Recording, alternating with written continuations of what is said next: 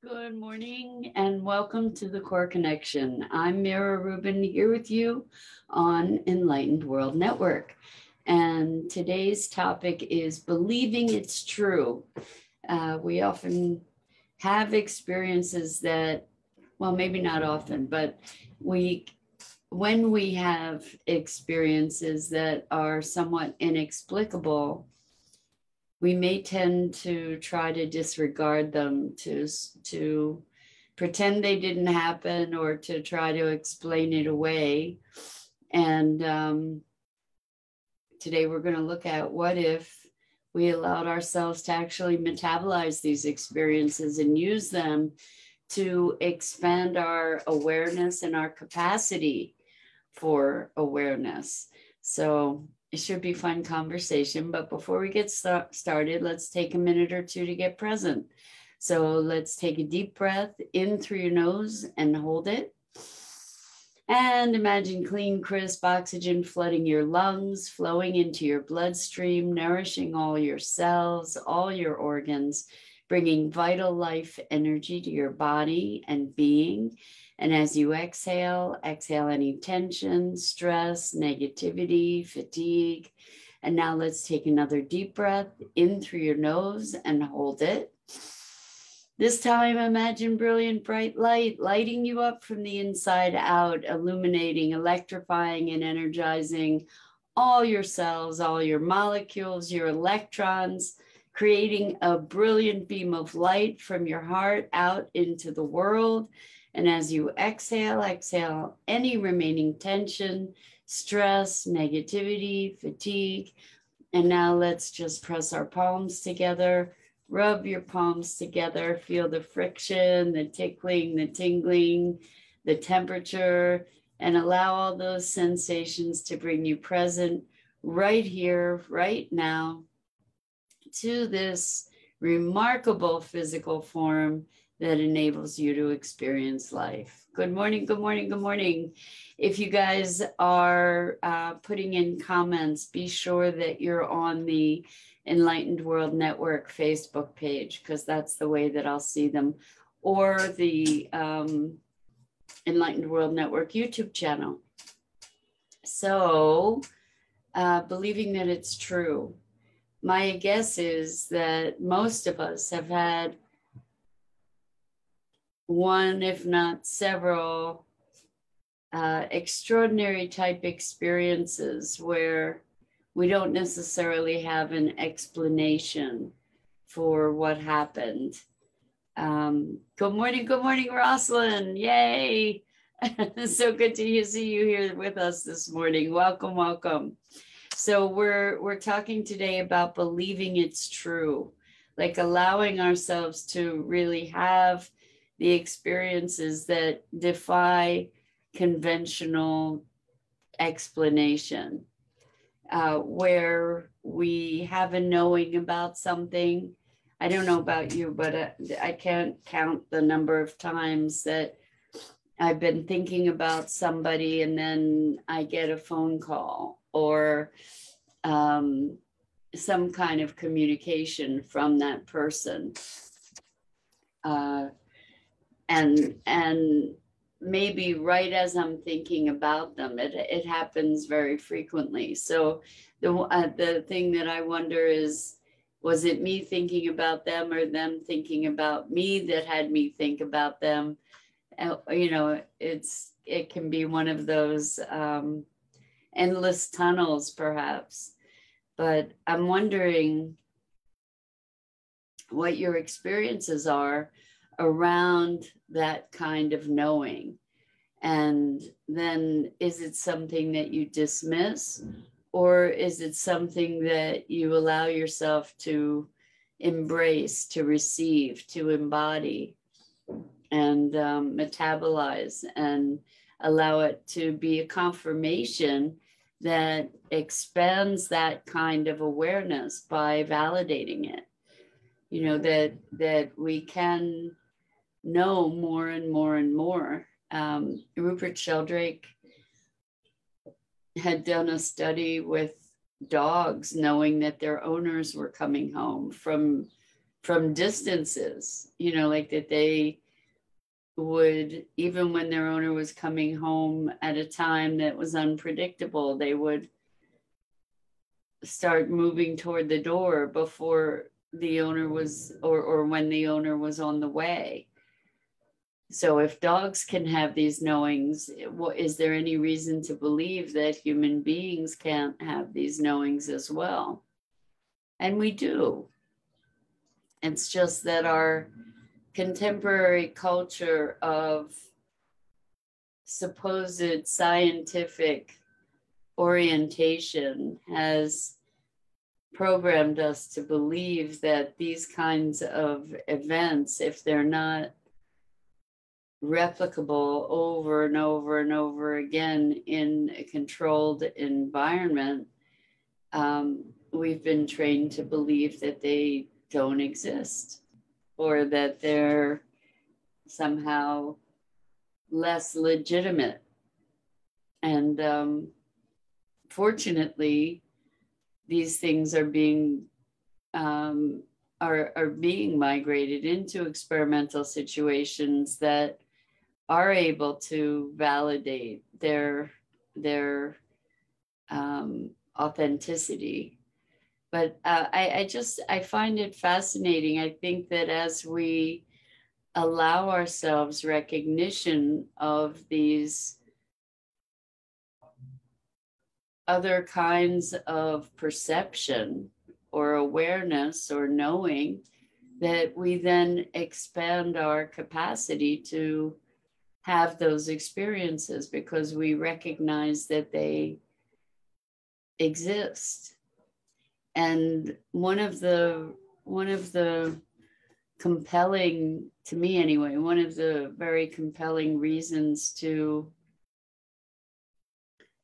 be cultivating this kind of awareness and validation is in order to be sensing more deeply into the world in which we live, to be communicating with the animals and the plants on a very different level, and the insects even, the other living creatures, the trees, maybe even the wind, the elements, to be communicating more directly with the world in which we live, and to be learning how best to be able to move forward in a world that is increasingly chaotic on all different kinds of levels. So there's, it's so interesting in a lot of the reading that I'm doing lately. On multiple occasions, I've come up against statements that about the wisdom of the plants. The plants have been here longer than the animals, longer than us for sure, and have developed ways of being that we don't even conceive of yet, because we don't even generally recognize their intelligence. Right? The way that they've adapted, the systems they've developed, the communication systems that they have. Fortunately for us, more information is coming out now about the intelligence of plants. I'm not recalling the woman's name at the moment, who is a researcher who's done all kinds of experimentation with plants and has documented that they can learn, or that they do learn, not can learn, do learn, by doing experiments with dropping the plant. And it was, I don't know if it was a touch me not plant, but I tend to think it was some kind of mimosa where you touch the leaves and the leaves close up. And so in the first couple experiments, when the plant was dropped, the leaves would close. And then the plant learned that this drop wasn't going to be cataclysmic, and eventually when it was dropped, I don't think it took that many times, the leaves didn't close anymore. And this is quite amazing. Humans think it's quite amazing. The plant probably thinks like, you know, if plants think, they certainly don't think in the way that we think, right? And so looking at other intelligences and communications with other intelligences. I mean, I know people that talk to plants and that talk to animals with pretty great effect. It's pretty interesting, right? Like I feel like sometimes my plants are saying, "Hey, it's time to water me." You know, like I say I hear them because they come into my awareness and are asking to be watered.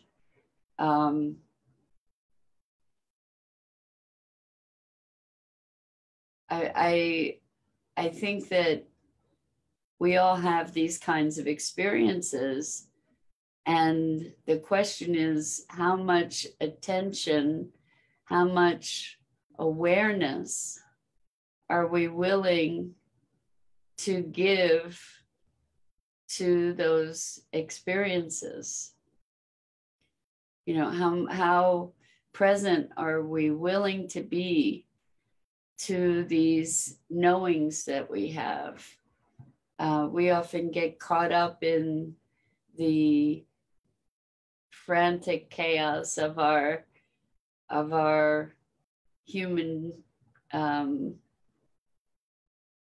based urgencies, you know, to do this, do that, get the errands done, you know, get everything checked off on the list, and, you know, so that we become oblivious to the living world around us.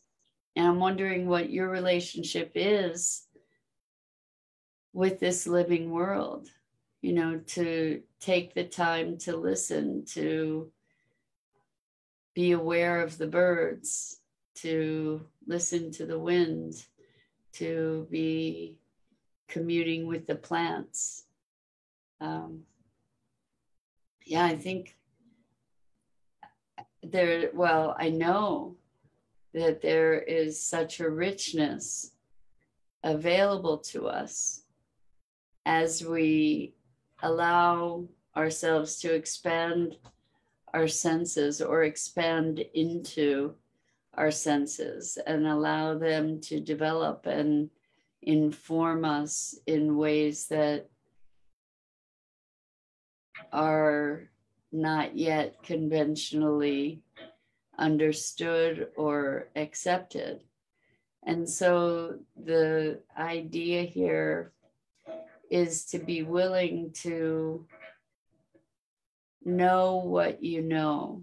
And Susan Eyrich from Earthfire Institute talks about these sacred stories, or shares and has people share sacred stories of these kinds of connections. And one of the important pieces of the transformation that arises from these stories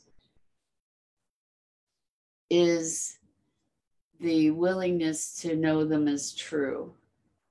So Jenny says, since the estrangement with my daughter, my depression and sadness have affected my house plants. Some even died. My other plants are not thriving. My bamboo has brown leaves, and overall my plants are not happy. So Jenny, maybe there's a way to connect with your plants and their vitality to help them help you, where you get to bring them alive and love them and recognize them. And I suspect that they will come back, you know, where you can feed each other that love and connection, you know. it's interesting that they get entrained to us in a certain degree, right? We have these connections, and maybe you can ask them to help lift you rather than to die and get brown. You know, maybe they can be a source of inspiration and strength for you, you know, and deeper connection. I know that when we are feeling bereaved, that we tend to shrink and go inward and, you know, kind of collapse inward, wither inward. And maybe they're reflecting to you what might be possible for you to reverse.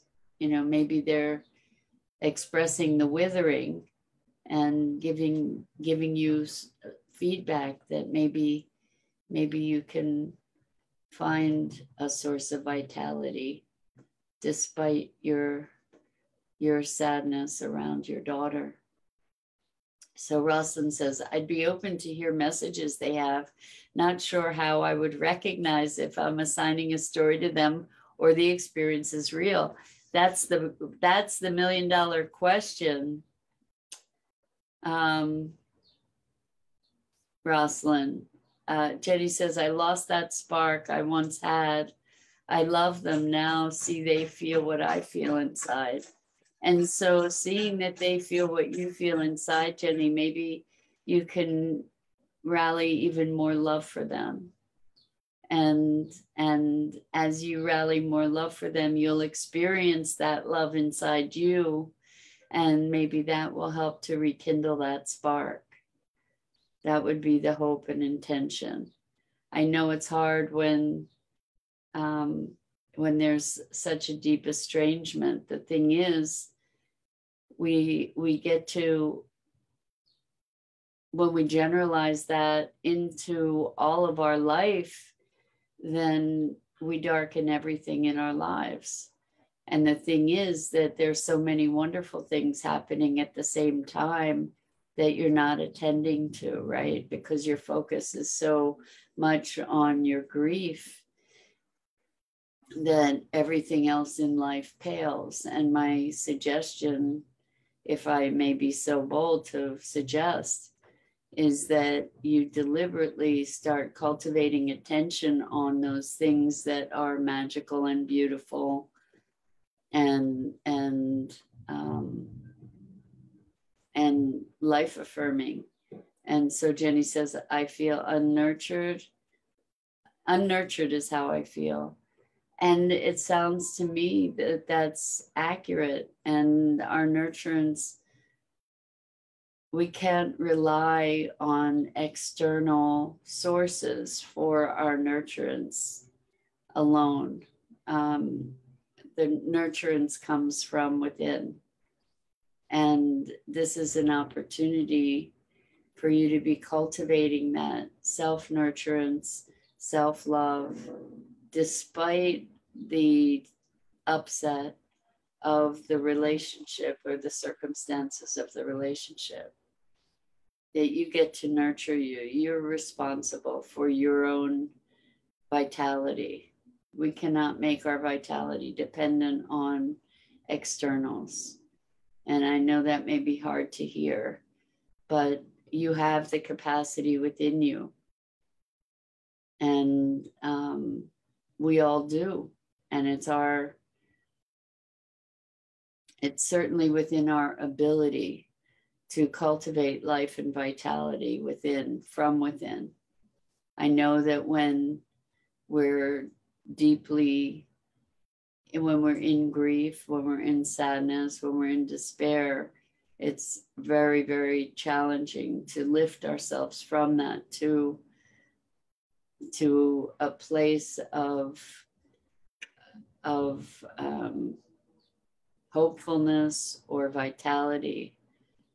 But we can start with the little things like caring for the plants, for caring about the world that we live in, for, finding something greater than ourselves. And I wish you grace in that, Jenny. I hope that you're able to find something to channel that emotional energy, that energy of love, that and redirect, reconfigure all that grief into something that is life affirming. And I know that that's not an easy call necessarily. So back to what you were saying, Rosalind, is I'd be open to hearing messages, but I'm not sure how I'd recognize if I'm assigning a story to them or the experience is real. So this is what the topic of today is: being willing to believe that it's true. And when we have these experiences, so there's a beautiful conversation yesterday with a friend who has a niece that she said they just spend time staring into each other's eyes, and she has a deep sense that this niece is her mom. And there was a very, very fraught relationship with her mom. And so there's a redemption here for both of them, to be cultivating this connection of forgiveness and renewal. And so I said to her, allow yourself to believe it. We have knowing about these things. We do have knowing. And when we allow ourselves to know what we know, then our capacity expands. We've been taught to not trust those knowings. We've been taught to be critical of them, to be dismissive of them, to say, oh, I just made it up, rather than looking at, well, what's deeper there? What if it is true? How can that feed life? Jenny says, I understand my happiness is in my pocket, nobody else's. I'm responsible for my own happiness, and I realize how I've neglected myself. I'm working on it. I believe you are, Jenny. It's not an easy road. From being in deep despair, Jenny says, I'm learning to connect with myself because I have nobody that I'm connected to. And so the truth is that we are all connected. And it is awesome that you're learning to connect with yourself.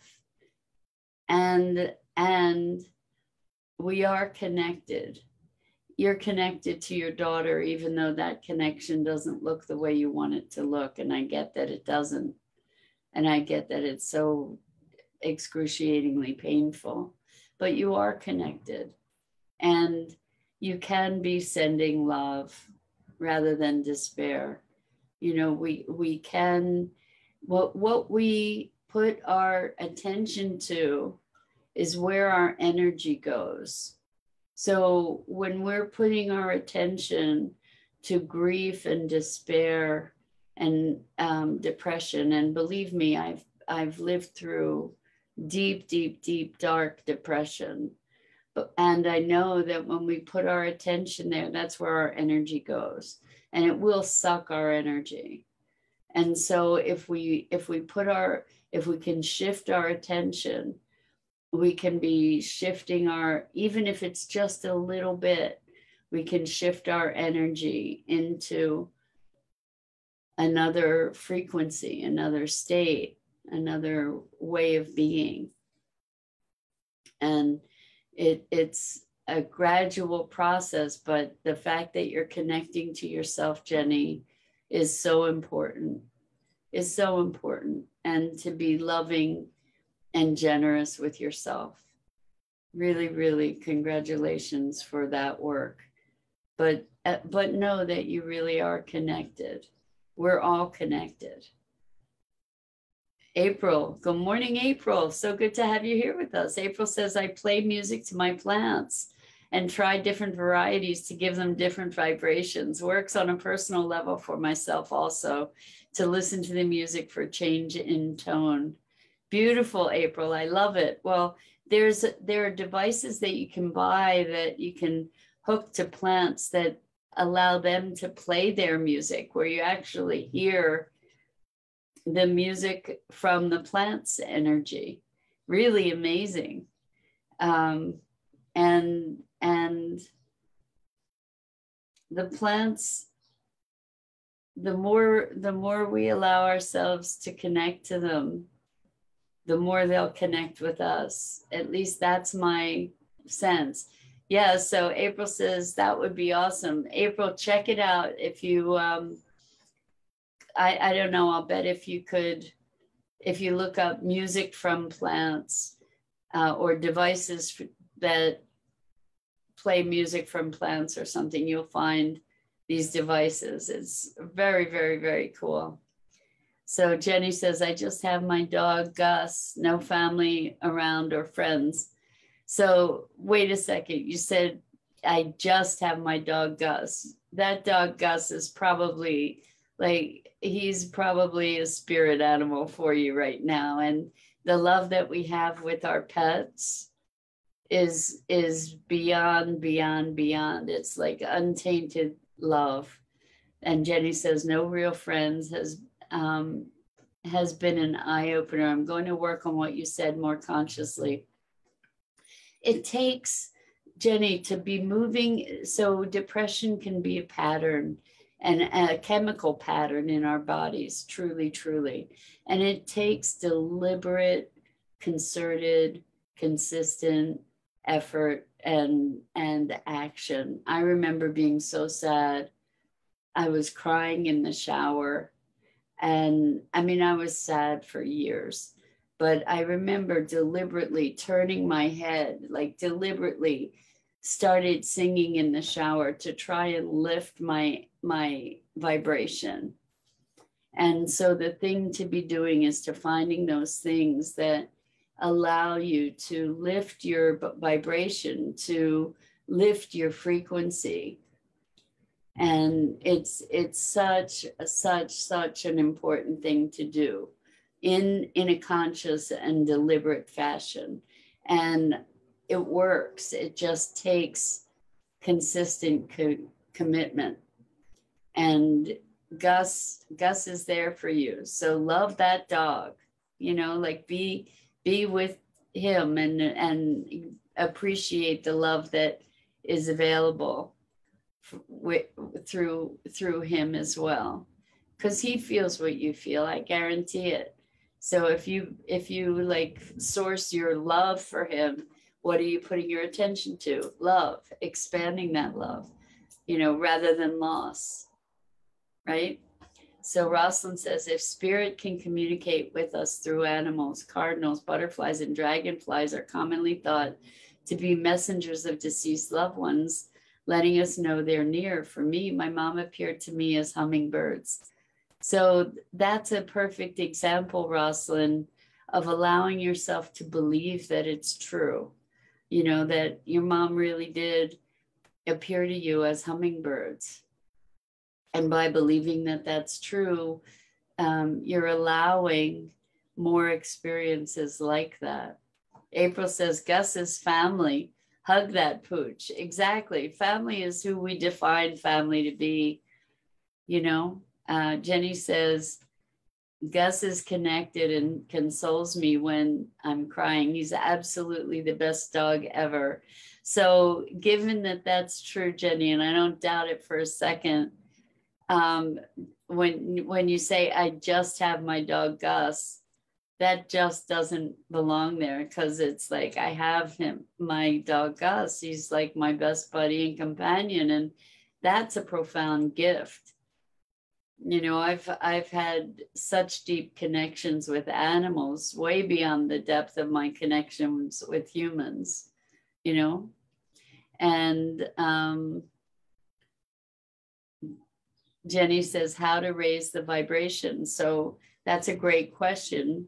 How we can raise our vibration is by doing things that give us joy. Turn on some music that you love and dance like a fool. I mean, even if you're crying in the midst of it, you know, it's going to raise your vibration. Sing, go do something that gives you joy. You know, for me, when I was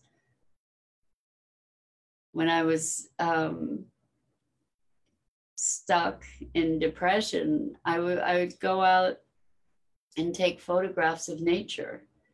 It would get me to be outside. It would get me to see nature. It would get me to be present. It would get my attention focused on beauty and something that fed my heart.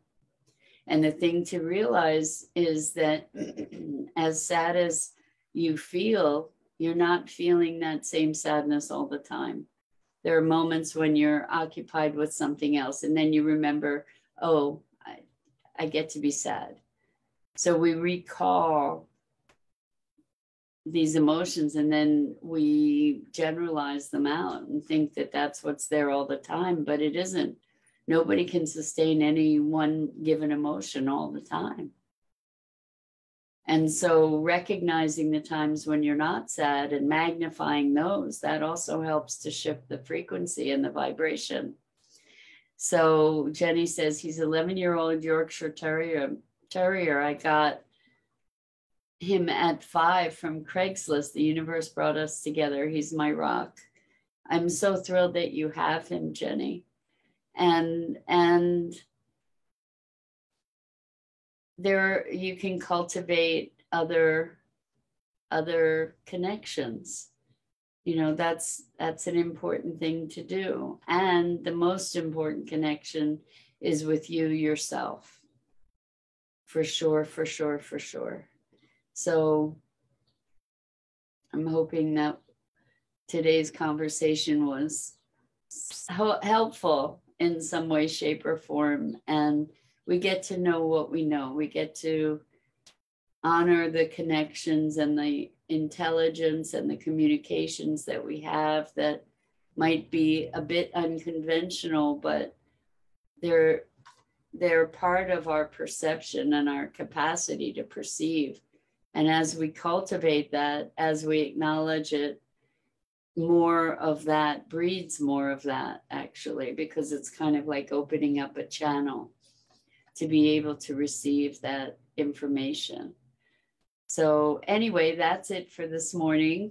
I thank you so much for being here with me and collectively for your contributions to the conversation. You're what makes it so rich. So I'm deeply grateful to you. And I'm Mira Rubin. This is the Core Connection. I go live here each weekday morning on the Enlightened World Network Facebook page and YouTube channel. And at 9 a.m. Eastern each weekday morning. Rosalind says, for changing vibrations, being grounded might help. Essential oils or lighting Palo Santo helps me focus on body awareness and presence. I like ylang ylang or eucalyptus. And oh, April, you're so sweet. April says, thank you, Mira, for your contribution to the magic I've been discovering. So Jenny, I hope that helps. And lots and lots of love to you guys. I hope to see you again here really, really soon.